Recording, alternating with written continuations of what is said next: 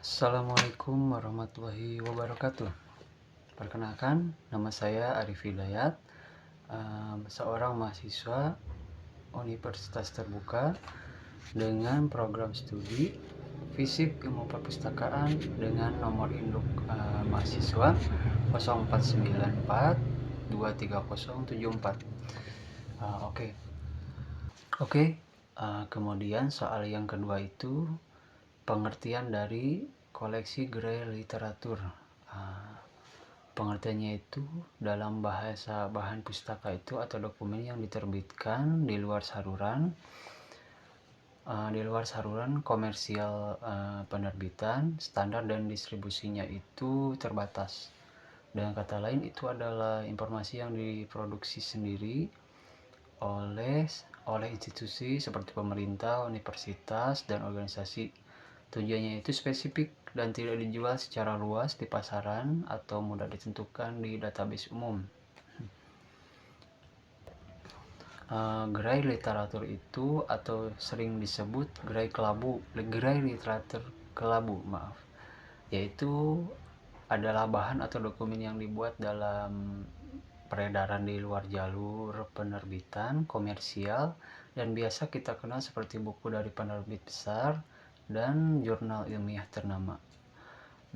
Intinya ini adalah informasi yang tidak dijual bebas di toko buku atau diakses dengan mudah melalui database akademik standar. Bahan-bahan ini biasanya diterbitkan oleh organisasi, pemerintah, institusi sendiri untuk keperluan internal atau distribusi terbatas. Gerai literatur itu ada karakteristik utamanya. Yang pertama itu tidak dikomersialkan, tujuannya itu untuk mencari keuntungan, tapi penyebaran informasi dan hasil riset tertentu.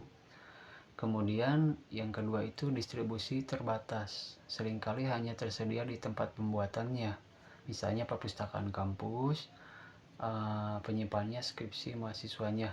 Jadi perpustakaan kampus, penyimpanan skripsi mahasiswanya. Kemudian yang ketiga itu minim tinjauan sejawat, umumnya tidak melalui proses peer review yang ketat seperti artikel jurnal resmi. Contoh-contoh koleksi gerai literatur itu yang pertama yaitu tugas akhir mahasiswa seperti skripsi, tesis, dan disertasi. Kemudian yang kedua itu laporan penelitian, itu yaitu hasil riset dari lembaga pemerintah atau swasta. Dokumen pemerintahan, laporan statistik, kebijakan atau hasil sensus. Kemudian yang keempat itu makalah konferensi. Makalah konferensi itu adalah kumpulan tulisan yang diprestasikan dalam seminar. Kemudian yang terakhir buku putih atau white paper, yaitu laporan mendalam tentang suatu topik dari sebuah organisasi. Jadi intinya itu, meskipun sumber-sumber ini sangat kaya informasi spesifik dan terkini, pembaca tetap harus kritis dalam menilai dan kendalanya karena tidak ada jaminan kualitas melalui proses peninjauan formal.